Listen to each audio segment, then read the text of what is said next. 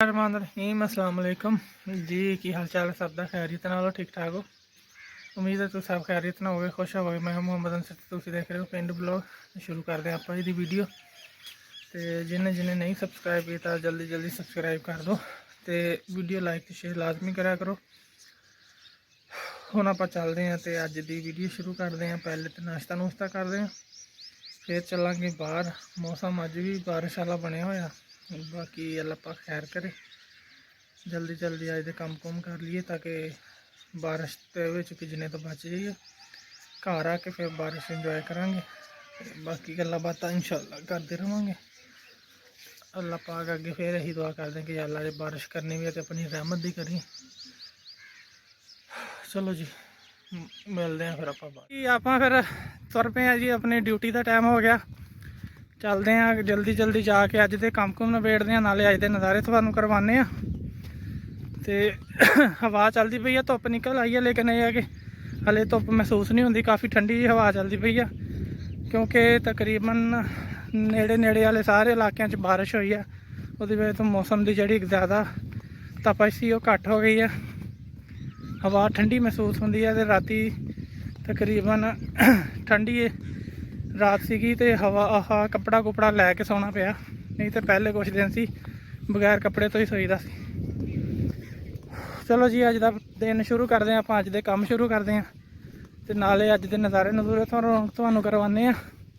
तो इंशाअल्लाह नाल नाल गल्लां बातां भी करते रहांगे, नाले अपने काम करते रहांगे। तो हुण जल्दी जल्दी काम अपने सारे ख़त्म कर लिए, इंशाअल्लाह फिर गल्लां बातां करांगे जी। आप आ गए हैं जी फिर बाहर खेतों च। तो जिद्दां बारिश ने काफ़ी फसलों नूं जिहड़ा कि खुराक खरूक दित्ती, उन्होंने ताकत दी, तो नाल जिहड़ी नेरी आई उन्हें काफ़ी नुकसान भी करता। कपाह का खेत देखो, तकरीबन 3-3 3.5 फुट के बूटे हुए सी ऊंचाई विच, तो अधी हवा तेज़ हवा की वजह तो सारे लम्मे पै गए। जेड़े जेड़े पौधों ने फल ज़्यादा चुकया होया सी वो सारे लम्मे पै गए, तो जिन्हां ते फल थोड़ा जिहा घट सी वो फिलहाल खड़े आ। काफ़ी जड़ियाँ कपाह दी फसलां ना ज़्यादा पौधे जड़े वो गिर गए आ। ते हुण तो कपाह तकरीबन पकने ते आई हुई आ, काफ़ी सारा फल भी लग्या होया। ते 1-2 दिन तक हो सकता कि इन्हां दी चुनाई भी शुरू हो जाए। अगे चल के दूसरे खेत च तुहानूं दिखाना खिली हुई है कपाह, उसका नज़ारा तुहानूं करवाने। तो बारिश की वजह तो यह सूरत हाल बनी है इस कपाह की। देखो सारे पौधे जोड़े ना गिर गए, तो इदा लगता कि बिल्कुल छोटे छोटे आ, हालांकि तकरीबन 3 फुट तो उपर से बूटे सारे। चलो हम चलीए अगे तो जाके करिए अपने काम, तो बाकी दियां गल्लां बातां ते बाकी दे नज़ारे भी तुहानूं करवाने। हाँ जी आ हैगा कपाह दा जिहड़ा दूसरा खेत, इहदे विच देखो माशाअल्लाह फल चुकिया होया ने, ते इहदे ते खिलने भी शुरू हो गया। देखो हजे थोड़े थोड़े आ, तो कुछ बारिश की वजह तो ना इस तरह के हो गए। देखो फिलहाल कपाह का रेट काफ़ी आ, तो हुण देखो जिन्नी देर नूं जिमीदार मंडियां च लैके जांदे उदों की बनदा। फुल भी ठीक ठाक चुके हुए इस फसल ने माशाअल्लाह, तो फल भी ठीक ठाक चुकया होया। गिरे ये भी बूटे काफ़ी है। देखो कुछ 2-4 दिन पहले काफ़ी वड्डे वड्डे बूटे खड़े थे, तो हुण हवा पई है ना, तो फल जिहड़ा लग्या वो वजन की वजह तो काफ़ी बूटे जिहड़े गिर गए। देखो छोटा जिहा पौधा, तो माशाअल्लाह इनू फल देखो।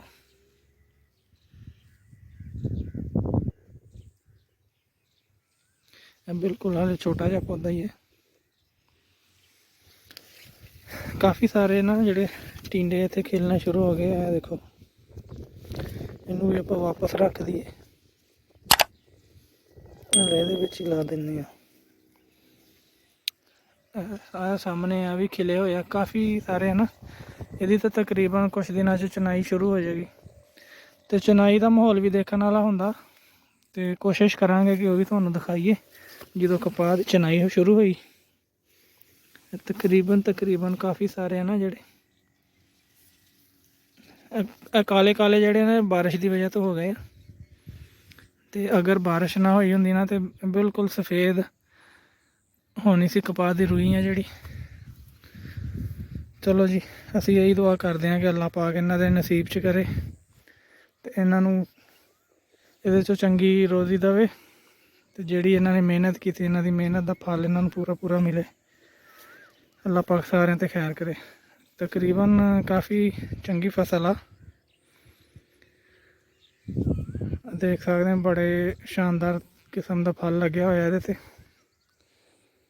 ਮਿਹਨਤ ਵੀ ਉਹਨਾਂ ਨੇ ਕਾਫੀ ਕੀਤੀ ਹੈ ਤੇ ਬਾਕੀ ਅੱਗੇ ਤੇ ਅੱਲਾਹ ਪਾਕ ਦਾ ਹੁਕਮ ਆ, ਜੋ ਉਹਦਾ ਹੁਕਮ ਹੋਣਾ ਉਹੀ ਕੰਮ ਹੋਣਾ।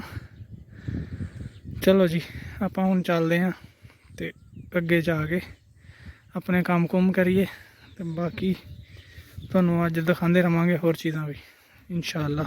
ਇਹ ਹੈਗਾ ਪੂਰਾ ਖੇਤ।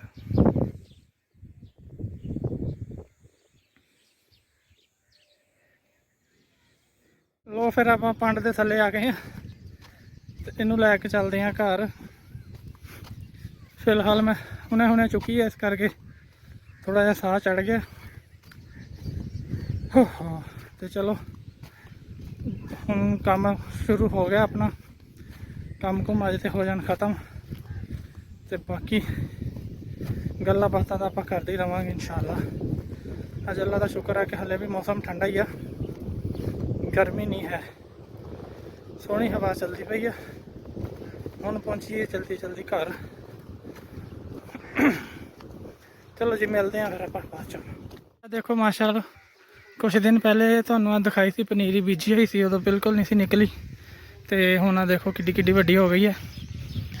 ਇਹ ਹੈਗੀ ਹੈ ਚਾਵਲਾਂ ਦੀ ਪਨੀਰੀ, ਸੁਪਰ ਬਾਸਮਤੀ ਦੀ। ਮਾਸ਼ਾਅੱਲਾ ਦੇਖੋ ਬਣ ਗਈ ਹੈ। ਪਹਿਲੇ ਇੱਥੇ ਪਨੀਰੀ ਅਲੱਗ ਬੀਜੀ ਜਾਂਦੀ ਹੈ, ਚਾਵਲ ਫਸਲ ਵਾਸਤੇ ਖੇਤ ਤਿਆਰ ਕਰ ਲਿਆ ਜਾਂਦਾ। ਉਸ ਤੋਂ ਬਾਅਦ ਫਿਰ ਪਨੀਰੀ ਇੱਥੋਂ ਪੱਟ ਕੇ ਲੈ ਕੇ ਜਾਂਦੇ ਆ ਤੇ ਲਿਜਾ ਕੇ ਫਿਰ ਜਿੱਥੇ ਝੋਨਾ ਬੀਜਣਾ ਹੁੰਦਾ ਉੱਥੇ ਲਾਉਂਦੇ ਆ। ਹੁਣ ਥੋੜਾ ਜਿਹਾ ਨੇੜੇ ਕਰਕੇ ਵੀ ਤੁਹਾਨੂੰ ਦਿਖਾਵਾਂ। ਇਹ ਦੇਖੋ ਜੀ, ਆਹ ਹੈਗੀ ਮਾਸ਼ਾਅੱਲਾ ਪਨੀਰੀ।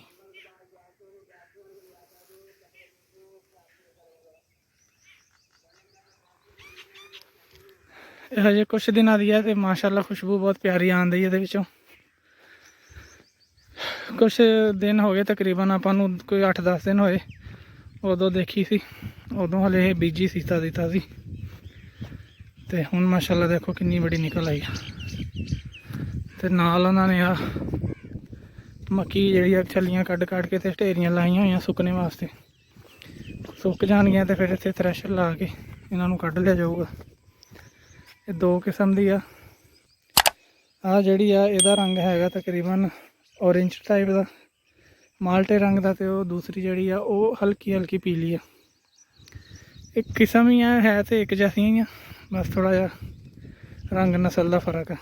ਚਲੋ ਜੀ, ਹੁਣ ਚੱਲਦੇ ਹਾਂ ਅੱਗੇ। ਇੱਥੋਂ ਲੈ ਕੇ ਗਏ ਆ ਮੱਕੀ ਕੱਢ ਕੇ, ਜਿਹੜੀ ਤੁਹਾਨੂੰ ਦਿਖਾਈ ਆ ਢੇਰੀਆਂ ਲੱਗੀਆਂ ਹੋਈਆਂ। ਇੱਥੋਂ ਵੱਡੀ ਸੀਗੀ, ਇੱਥੋਂ ਕੱਢ ਕੇ ਤੇ ਉੱਥੇ ਢੇਰੀਆਂ ਲਾਈਆਂ ਤੇ ਕੁਛ ਉਹ ਖੜੀ ਆ ਹਲੇ ਵੱਢਣੇ ਵਾਲੀ। ਉਮੀਦ ਹੈ ਕਿ ਅੱਜ ਦੇ ਨਜ਼ਾਰੇ ਦੇਖ ਕੇ ਵੀ ਤੁਹਾਨੂੰ ਚੰਗਾ ਲੱਗਿਆ ਹੋਊਗਾ ਤੇ ਬਾਕੀ ਹੋਰ ਨਜ਼ਾਰੇ ਤੁਹਾਨੂੰ ਕਰਾਉਂਦੇ ਅੱਗੇ ਚੱਲਦੇ ਹਾਂ, ਕੋਸ਼ਿਸ਼ ਕਰ। ਹੋਰ ਕਿੱਕਰ ਹੋਈ ਹੈ ਹਨੇਰੀ ਦਾ ਸ਼ਿਕਾਰ।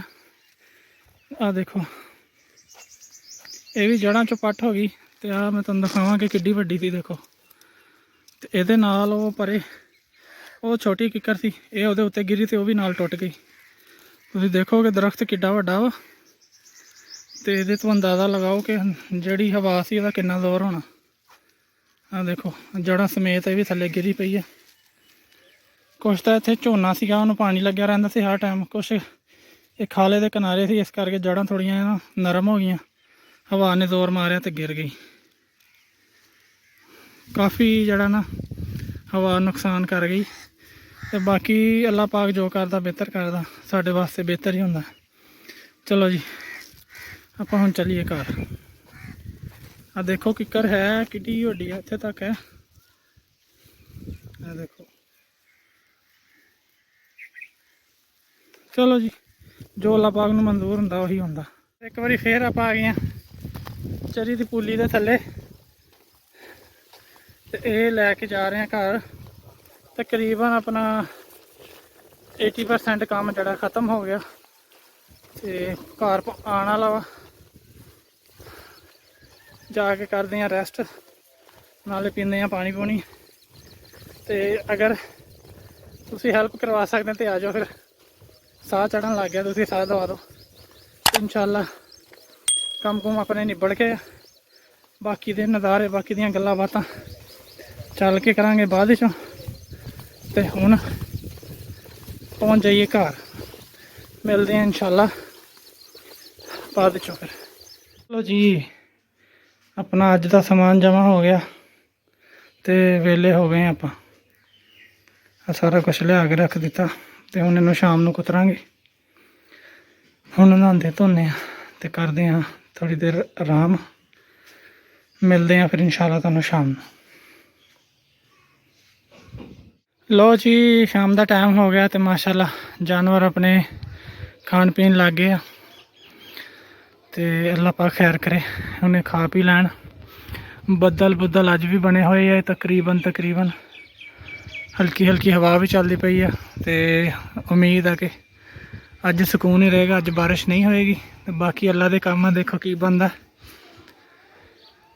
ਚਲੋ ਆਪਾਂ ਆਪਣੇ ਕੰਮ ਨਿਬੇੜਦੇ ਹਾਂ ਜਲਦੀ। ਵਲੌਗ ਬਸ ਇੱਥੇ ਤੱਕ ਹੀ। ਉਮੀਦ ਆ ਕਿ ਤੁਹਾਨੂੰ ਅੱਜ ਦੀ ਵੀਡੀਓ ਵੀ ਚੰਗੀ ਲੱਗੀ ਹੋਏਗੀ। ਤੁਸੀਂ ਆਪਣੇ ਕਮੈਂਟ ਕਰਕੇ ਲਾਜ਼ਮੀ ਦੱਸਿਓ। ਤੇ ਹੁਣ ਸਾਨੂੰ ਦਿਓ ਇਜਾਜ਼ਤ, ਇਨਸ਼ਾਅੱਲਾ ਆਪਾਂ ਮਿਲਾਂਗੇ ਅਗਲੀ ਵੀਡੀਓ 'ਚ। ਤੁਸੀਂ ਉਦੋਂ ਤੱਕ ਆਪਣਾ ਬਹੁਤਾ ਖਿਆਲ ਰੱਖਿਓ। ਤੇ ਹੁਣ ਲੈਂਦੇ ਹਾਂ ਆਪਾਂ ਇਜਾਜ਼ਤ, ਤੁਹਾਡੇ ਨਾਲ ਮੁਲਾਕਾਤ ਹੋਏਗੀ ਇਨਸ਼ਾਅੱਲਾ ਅਗਲੀ ਵੀਡੀਓ 'ਚ। ਸਾਡੇ ਵਾਸਤੇ ਦੁਆ ਕਰਦੇ ਰਹੋ, ਪੇਂਡੂ ਵਲੌਗ ਦੇਖਦੇ ਰਹੋ ਤੇ ਨਾਲੇ ਲਾਈਕ ਕਮੈਂਟ ਕਰਕੇ ਆਪਣਾ ਪਿਆਰ ਸਾਨੂੰ ਇੱਦਾਂ ਹੀ ਦਿੰਦੇ ਰਹੋ। ਤੇ ਹੁਣ ਲੈਂਦੇ ਹਾਂ ਇਜਾਜ਼ਤ। ਰੱਬ ਰੱਖਾ, ਅੱਲਾ ਹਾਫਿਜ਼।